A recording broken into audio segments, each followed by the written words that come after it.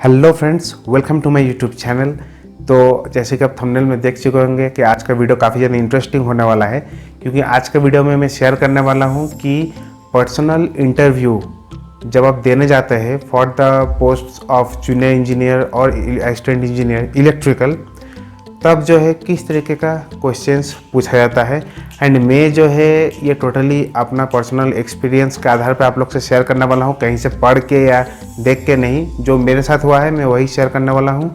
And ये video को अंत तक ज़रूर देखिएगा, क्योंकि इस वीडियो में मैं सारा टॉपिक्स तो कवर करूँगा ही, प्लस आपका किस तरीके का बॉडी लैंग्वेज होना चाहिए, मैनर्स होना चाहिए, ड्रेस कोड होना चाहिए, है ना। एंड लास्ट में थोड़ा बहुत टिप्स एंड ट्रिक्स भी मैं शेयर करने वाला हूँ, तो वीडियो को जो है एंड तक ज़रूर देखिएगा। तो सबसे पहले मैं शाउट आउट देना चाहूँगा मेरा एक व्यूअर को या सब्सक्राइबर को, जिनका नाम है कुछ इस तरह, हेडफोन टॉकीज़। तो उन्होंने जो है मेरा पिछला वीडियो में कमेंट किया था कि कृपया जो है आप किस तरीके के इंटरव्यू में क्वेश्चंस पूछा जाता है वो शेयर कीजिए। तो आज हेडफोन टॉकीज़ देखिए, आपका क्वेश्चन इंटरेस्टिंग था, तो आप ही का क्वेश्चन के आधार पे मैं इस एंटायर वीडियो को आज बना रहा हूँ। So stay tuned. तो चलिए, सबसे पहले शुरुआती तौर पे तो ये बता दूं कि मैं जो है एट प्रेजेंट जॉब कर रहा हूँ as a junior engineer electrical for the department of WBSEDCL, West Bengal state electricity distribution company limited. ठीक है, तो इसका मेनली जो जितना भी होता है इंटरव्यू आपका हमेशा कोलकाता में ही होता है। ठीक है, क्योंकि कोलकाता कैपिटल है वेस्ट बंगाल का। तो कोलकाता में जनरली आपका सॉल्ट लेक सेक्टर 5 में कहीं पे होता है। तो मेरा भी वहीं पे हुआ था। तो सुबह इंटरव्यू का राउंड था, तो सुबह गया था। तो जनरली इंटरव्यू में क्या होता है, आपका 1:5 या 1:6 का रेशियो में बुलाया जाता है। हम लोग का टाइम में as far as I can remember 2018 में 1:6 का रेशियो था। मतलब एक वैकेंट पोजीशन के लिए 6 कैंडिडेट को इंटरव्यू लिया जा रहा था, उस हिसाब से बुलाया गया था। तो कंपटीशन का भी टफ रहता है। तो 1:6 रेशियो में रहता है। तो आपको फर्स्ट तो वहाँ पे जाना है। जाने के बाद क्या होगा कि सबसे पहले तो आपको डॉक्यूमेंट वेरिफिकेशन होगा कि आपका एजुकेशनल डॉक्यूमेंट आपको उस टाइम लाना पड़ेगा, सब ओरिजिनल, वो सबका चेकिंग होगा। उसके बाद आपका एडमिट कार्ड का चेकिंग होगा। फिर बायोमेट्रिक्स भी होगा, आपका फिंगरप्रिंट प्लस फोटो। आप इससे पहले रिटर्न में और कंप्यूटर टेस्ट में जो आपका फिंगरप्रिंट दिए हैं बायोमेट्रिक्स का, है ना, प्लस आपका फ़ोटो, वो मैच किया जाएगा। तो जब आपका सब डॉक्यूमेंट वेरिफिकेशन मैच हो जाएगा एंड मतलब ये वेरीफाई हो जाएगा कि हाँ आप ही सही कैंडिडेट है, तब जो है आपको एक टोकन नंबर दिया जाएगा। और टोकन नंबर लेके जो है आपको वेट करना होगा एक वेटिंग रूम में। अब क्या होता है कि मेरा केस में, मेरा टाइम में जो जनरली हुआ था कि इंटरव्यू खाली एक रूम में नहीं होता है, क्योंकि बहुत ज़्यादा कैंडिडेट्स था। तो उसको जल्दी जल्दी निपटाने के लिए 4 रूम था अलग अलग, रूम 1, रूम 2, रूम 3, रूम 4। अब एज पर टोकन नंबर आपको कोई भी रूम में भेज सकता है एंड हर रूम में साइमल्टेनियसली इंटरव्यू चलते रहता है। ठीक है, तो मुझे रूम 1 मिला था सबसे पहले, रूम नंबर 1। तो मैं रूम नंबर 1 में गया। तो घुसते ही ऑब्वियसली मैं कम इन सर बोल के मैंने घुसा। उसके बाद फिर मैंने देखा कि वहाँ पे 3 लोग बैठे हुए हैं, 2 जेंट्स थे, 2 मेल थे और एक फीमेल थे जो इंटरव्यू लेने वाले थे। ठीक है, तो मैं जैसे ही घुसा फिर उन्होंने कमिंग बताया, मैं गया अंदर। फिर जो है मैंने कुर्सी पे बताया कि मैं आई सीट, तो उन्होंने कहा यस प्लीज़। उसके बाद मैंने बैठा। बैठने के बाद एक चीज़ ये होता है कि आपका फर्स्ट इंप्रेशन बहुत ज़्यादा इंपॉर्टेंट होता है। मैं नोटिस कर रहा था, मुझसे पहले जो गया था वो जो है काफ़ी नर्वस थे एंड एकदम मैंने लिटरली एक तरीके से काँप रहे थे। तो ये चीज़ एकदम ना हो, इसके लिए आप लोग प्रैक्टिस कीजिए, है ना। तो मैं शुरू से जब गया था मैं स्माइल कर रहा था, मेरा फेस में कोई टेंशन नहीं था, मैं बिंदास था, क्योंकि मुझे कहीं ना कहीं पता था कि मेरा रिटन एग्जाम अच्छा गया है, कंप्यूटर टेस्ट अच्छा गया है, तो उसमें मेरा अच्छा मार्क्स आ चुका है। तो इंटरव्यू में जो है उतना ज़्यादा मैं प्रेशर नहीं ले रहा था। ठीक है, तो इसीलिए मैं रिलैक्स था। वो चीज़ इमीडिएटली जो फर्स्ट वहाँ पे थे व्यक्ति इंटरव्यू लेने वाले, उन्होंने कैच किया कि अरे आप तो काफ़ी रिलैक्स थे, हंस रहे हैं, ये देख के बहुत अच्छा लगा। तो फर्स्ट में ही वो चीज़ पूरा मतलब स्टैंड आउट कर गया। उसके बाद उन्होंने पहले पूछना शुरू किया कि अपने बारे में कुछ बताइए। तो बस एक थोड़ा सा इंट्रो आप लोग प्रिपेयर कर लीजिएगा, जो कि मतलब कुछ सेकंड में आपको 20-30 सेकंड में दे देना है। नाम, पता, पिताजी का नाम और क्या आपका क्वालिफिकेशन है, बस एकदम शॉर्ट में। बाकी क्योंकि ऑलरेडी उनके पास रेज्यूमे है आपका पूरा, मतलब जो एप्लीकेशन आप भरे थे परीक्षा के टाइम ऑनलाइन, वो उनके पास इन्फॉर्मेशन रहता है। तो उतना डिटेल में जाने का जरूरत नहीं है, बस एक ओवरऑल बता देना है। तो वो आप बता दीजिए। उसके बाद उन्होंने पूछा मुझे कि आपका स्ट्रेंथ्स बताइए, तो मैंने तीन स्ट्रेंथ बताई है। तो मैंने 3 स्ट्रेंथ बताया था कि मेरी लीडरशिप क्वालिटी है, और ऐसे ऐसे करके कुछ और 2 बताया था, हमको याद नहीं आ रहा था, लेकिन लीडरशिप क्वालिटी हमको याद है, फर्स्ट में मैंने बताया था। तो उन्होंने फिर उसी चीज़ के आधार पे उन्होंने पूछा कि लीडरशिप क्वालिटी आप में है, ऐसा आपको क्यों लगता है। तो फिर उसका बैकअप के लिए जो है आपको ऐसा है कि आपको जब पूछा जाएगा कि आपका जो स्ट्रेंथ क्या है या वीकनेस क्या है, 2 3 4 5 ऐसे 5 आप रेडी करके रखिएगा। तो जो भी पॉइंट आप रेडी कीजिएगा उसका पीछे कुछ एक स्टोरी या कि उसका कुछ मतलब सपोर्टिव एग्जाम्पल रखिएगा उसको सपोर्ट करने के लिए। ऐसा नहीं कि आप बोल दिया कि मुझे लीडरशिप क्वालिटी है, अब पूछा गया कि क्यों आपको ऐसा लगता है, तब कुछ बोल ही नहीं पाए। कुछ होना चाहिए कि क्यों आपको ऐसा लगता है। तो मुझे भी जब पूछा गया था तो मेरे पास जेन्युइन रीज़न था।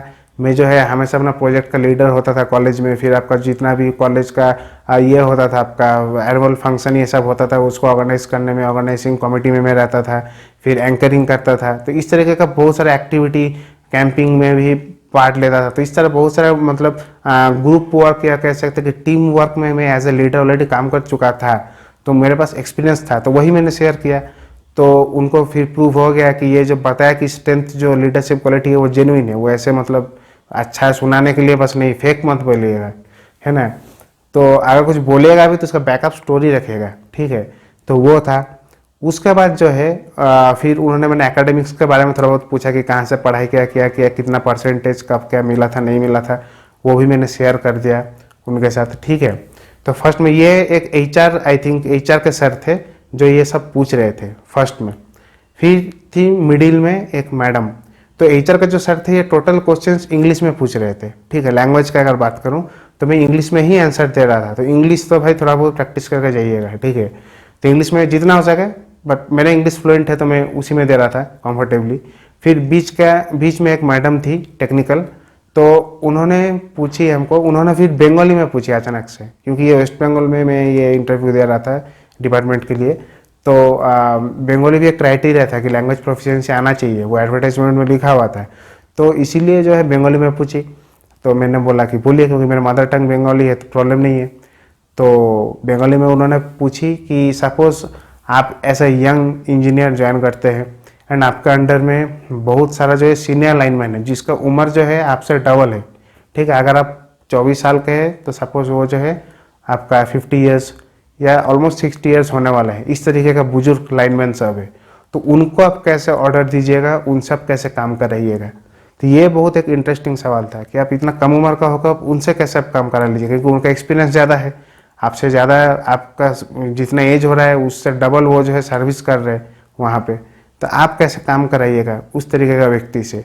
तो हमको उस टाइम ऑन द स्पॉट उसका आंसर देना पड़ा था। एक ये हो गया। दूसरा एक क्वेश्चन उन्होंने पूछी थी कि सपोज आपका ऑफिस में सबस्टेशन में अचानक जो है चीफ मिनिस्टर का विजिट हो गया। हम लोग का जो CM है suppose Shrimati Mamata Banerjee, honourable chief minister का विजिट हो गया। तो अगर आपको पता चला सरप्राइज विजिट होने वाला है तो तुरंत आप कैसे उसको अरेंज कीजिएगा, क्या क्या अरेंजमेंट कीजिएगा नहीं कीजिएगा, तो ये आप हमको बताइए। तो ये एक दूसरा सवाल इंटरेस्टिंग उन्होंने पूछी थी, उसका भी मैंने एक सेटिस्फैक्ट्री जवाब दिया था जितना हमसे हो पाया था। तो वो एक हुआ था, ठीक है। तो इस तरीके से जो है मतलब वर्क रिलेटेड मतलब जो काम है आपका डिपार्टमेंट में रेस्पेक्टिव, उससे भी जो है एकदम प्रैक्टिकल क्वेश्चन पूछा जाता है, ठीक है। तो ऐसे मतलब हाइपोथेटिकल सिचुएशन या क्वेश्चन इमेजिनरी पूछा था एंड उसका आंसर भी मैंने बढ़िया से दिया था जितना मुझसे हो पाया। बंगाली में हो रहा था ये पूरा कॉन्वर्सेशन। फिर थर्ड में और एक सर थे, वो टेक्निकल के थे। वो फिर पूछे कि आपको अंडरग्राउंड केबल सब पढ़े हैं। अब मजे की बात यह था कि मैं सब टॉपिक्स पढ़ के गया था, लगभग मशीन ट्रांसफार्मर जितना भी जो होता है, पावर सिस्टम ये सब, लेकिन अंडरग्राउंड केबल उतना बढ़िया से डेप्थ में नहीं पढ़ के गया था उस दिन, ठीक है। और उसी से हमको पूछा भी नहीं कि आपका टॉपिक फेवरेट कौन सा है। जनरली दूसरे इंटरव्यू में पूछता है, तो डायरेक्ट पूछ दिया कि अब अंडरग्राउंड केबल आपको पता है कि नहीं। तो हाँ ही बोलना है, ना तो बोल नहीं सकते। बोले हाँ पता है।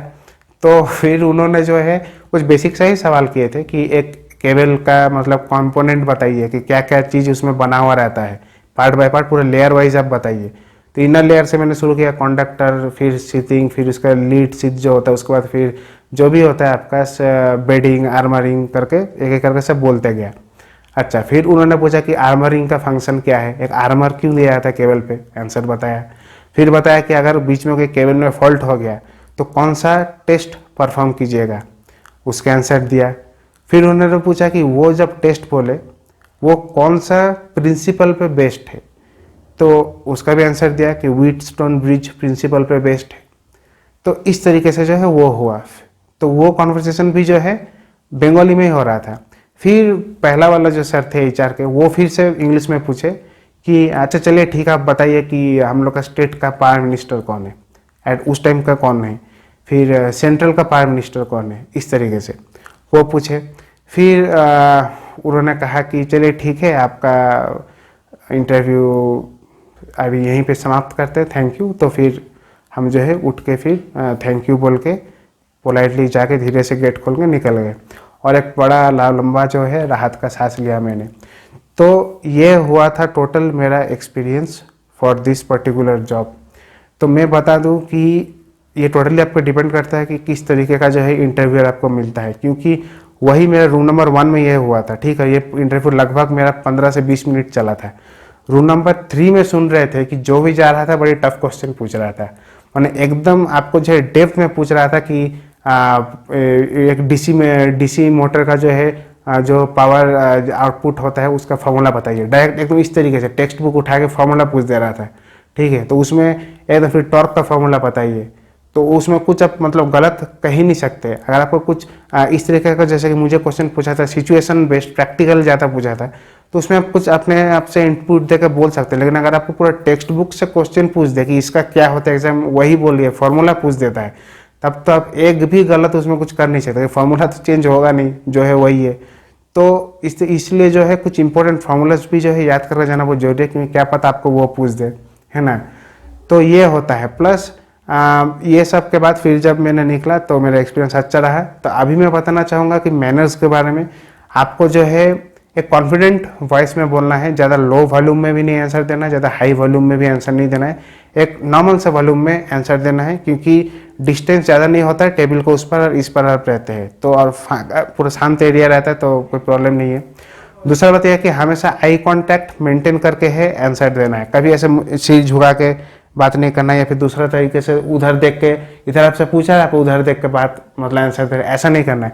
एकदम आई कांटेक्ट बना के जो है आपको आंसर देना है। जो आपसे सवाल पूछेंगे उन्हीं से, जैसे कि ये सर पूछ रहे हैं, इनसे आप आई कांटेक्ट कीजिए, मैडम पूछ रही है बीच में, इनसे, उधर सर पूछ रहे हैं, उनसे आई कांटेक्ट बनाइए। तो ऐसा नहीं कि इधर उधर देखना है। Eye contact is very important. आप जब बैठिएगा आपका बैक एकदम स्ट्रेट होना चाहिए, है ना। हाथ जो है टेबल पे कभी मत रखिएगा, ऐसे आपको हाथ रखना है और आई कांटेक्ट बनाना है। जैसे मैंने बताया, हमेशा एक स्माइल के साथ आंसर देना है और ज़्यादा टेंस में नहीं रहना है, कांपना अपना नहीं है। अगर आपको आंसर नहीं आता है तो बोल दीजिए पास, नहीं मालूम, क्योंकि मेरे साथ भी ये हुआ था। ये मैं आपसे शेयर कर रहा हूँ कि शुरू में तो आंसर मैं एकदम ठीक ठाक दे रहा था। जब अंडरग्राउंड केबल का 1-2 सवाल पूछा था तो थोड़ा सा मैं नर्वस था, ये उन लोग को भी दिखा, बट मैंने आंसर दिया एंड वो सही भी हो गया। बट लास्ट में जब प्राइम मिनिस्टर का नाम पूछा था तो समहाउ मुझे उस टाइम याद ही नहीं आ रहा था कि नाम क्या है। तो पहले स्टेट का प्राइम मिनिस्टर का नाम पूछा, मैंने नहीं बोल सका। फिर सेंट्रल का पूछा, वो भी नहीं बोल सका। तब तो मुझे अंदर से थोड़ा सा डर लग गया कि शायद ये 2 क्वेश्चन से ही क्या कुछ हो जाएगा, एलिमिनेशन। बट मैंने कहा सॉरी सर, नहीं पता, बोल दिया। मैंने टाइम वेस्ट नहीं किया कि यार बहुत सोच रहा हूँ फिर गलत भी आंसर दे, तू नहीं पता, बोल दिया। नहीं, मैंने गलत आंसर नहीं दिया, बोल दिया कि भाई मुझे नहीं पता, अभी नहीं याद आ रहा है हमको। तो उन्होंने बोला ठीक है कोई बात नहीं, बोल के पोलाइटली बोल के मुझे छोड़ दिया। तो आ गया।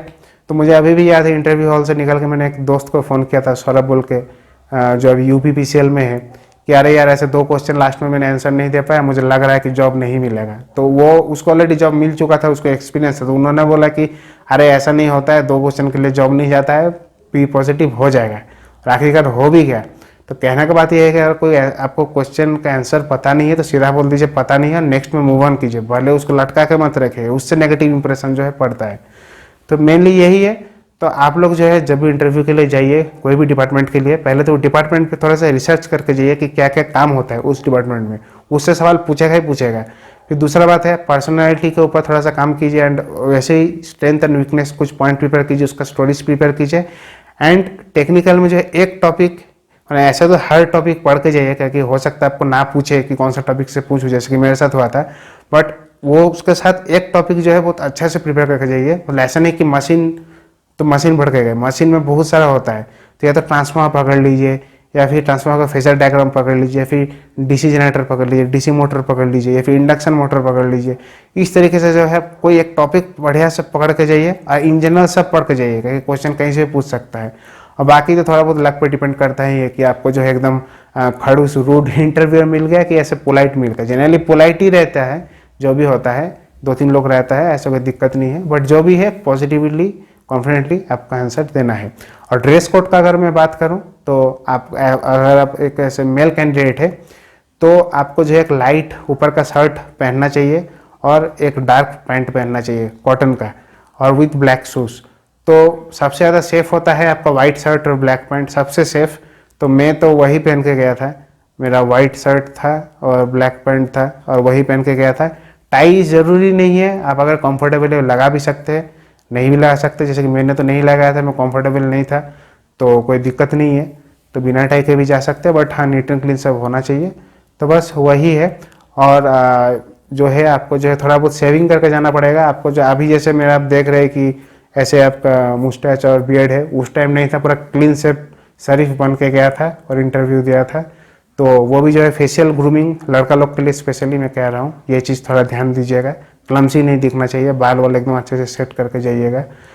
तो यही था लगभग आपका ड्रेस कोड। और मैनर्स के बारे में जो है धीरे से पूछ के घुसना है, चेयर में पूछ के बैठना है, जो भी करना है पूछ के करना है। निकलने के टाइम भी मैं आई लीव पूछ के निकलना है। तो ये सब चीज़ आपको फॉलो करना है। तो ये तो था ये वीडियो मेरा exact personal experience for the post of junior engineer electrical in WBSEDCL, West Bengal state electricity distribution company limited. And अगर आप ए के लिए भी एग्जाम दे रहे हैं, इंटरव्यू दे रहे हैं, तो सिमिलरली इस तरीके का ही क्वेश्चन पूछा जाएगा। अगर कोई दूसरा डिपार्टमेंट के लिए भी अगर आप दे रहे हैं, प्रिपेयर कर रहे हैं, तो इससे आपको एक आइडिया मिल सकता है कि किस तरीके का जो है क्वेश्चन पूछा जाता है। तो आज के लिए वीडियो इतना ही, काफ़ी लंबा हो चुका है। So thanks for watching till the and. And इसी तरीके का अगर WBSEDCL का अलग अलग टॉपिक्स के बारे में आपको जानना है कि जॉब प्रोफाइल क्या होता है JEE का, जॉब प्रोफाइल क्या होता है KE का, रिक्रूटमेंट प्रोसेस क्या है, सिलेबस क्या है, तो इसका जो है अलग अलग डेडिकेटेड वीडियोस मैंने बनाया हुआ है एक प्लेलिस्ट में WBSEDCL, उसका लिंक मैंने डिस्क्रिप्शन में दिया हुआ है, चेकआउट कर सकते हैं। Not only that, office executive के लिए भी वीडियो बना हुआ है, नॉन टेक्निकल, वो भी आप चेकआउट कर सकते हैं उसी प्लेलिस्ट में, जिसका लिंक मैंने डिस्क्रिप्शन में दिया है। एंड आई बटन में भी अलग अलग वीडियो का लिंक मैंने छोड़ा हुआ है। सो अगर ये वीडियो आपको अच्छा लगा, वीडियो को लाइक कीजिए। एंड अगर you guys are new to my channel, तो वीडियो को जो सब्सक्राइब करना बिल्कुल मत भूलिएगा। उसके बगल में बेल नोटिफिकेशन आइकन को भी क्लिक कीजिए। एंड कुछ भी डाउट रहा, क्वेरी रहा, कमेंट पूछिए। एंड हु नोस, अगर कमेंट आपका बढ़िया रहा तो आपका कमेंट पे ही मैं एक डेडिकेटेड वीडियो बना दूंगा। So see you guys in my next video. Till then you guys please take care of yourself. Stay safe, stay healthy. Jai Hind.